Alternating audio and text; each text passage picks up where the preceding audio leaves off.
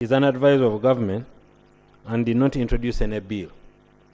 So the mover of the bill is one who would be interested in that. But I also noted that the member who raised it comes from this side, which has government. So government, we are awake. That's why we raised it. Madam Speaker, I don't want to make that the debate.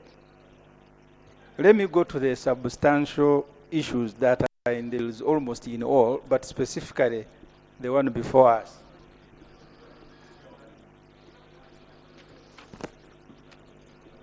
In this bill, Madam Speaker, proliferation of agencies, mandate overlaps, and issues of salary disparities and money. I want to begin by thanking God that this day has finally come. When government was creating NIRA,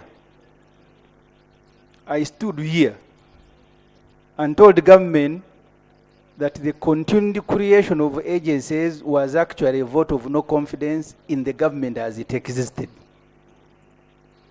My proposal then, supported by the Honorable Kakoza James, was that the functions of NIRA should have been bestowed to the Citizens and Immigration Department as it existed.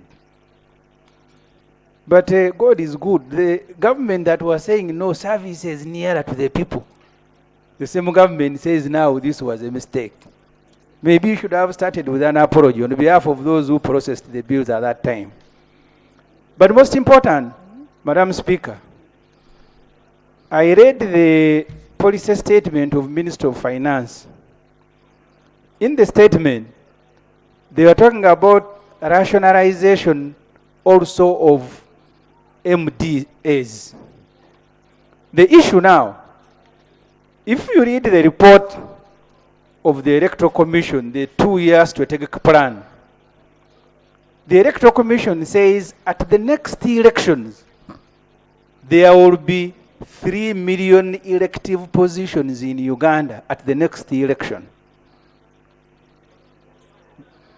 We have committees of youth, of women, of people with disability, LCs 1, 2, 3.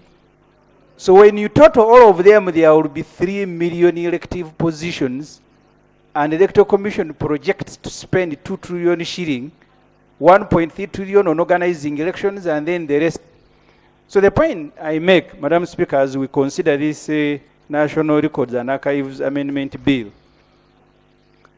is that government need to be serious about rationalization. This parliament has grown. Now we can't even fit here. A new chamber has got to be constructed. The same government will come here with proposals to create constituencies. Cabinet has grown from what originally was provided in the constitution of 21 and 25 ministers to about half a secondary school. No wonder at one time the president was referring to one of the ministers as Nani. He said Nani, he couldn't even remember his ministers because they have become too many. And I use the highways. Almost every other, now and then there will be a convoy of a minister with escorts, with what.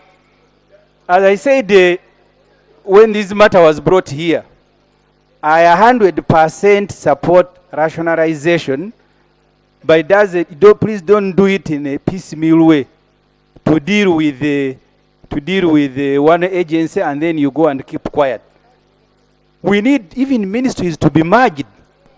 There are ministries, I remember when the president was transferring the Honorable Saida Bomba from finance to gender because of the compensation to Basaja Baraba. The president publicly said that I am removing her from finance to take her to this useless ministry of women. That's what the president said. If you want, you can go back to the record. So the ministries need to be... Did you say women are useless? No, I didn't. I am quoting the president. He said he was removing the Honorable Saida Bomba from finance, taking her to this useless ministry. There's a procedural matter. Procedure.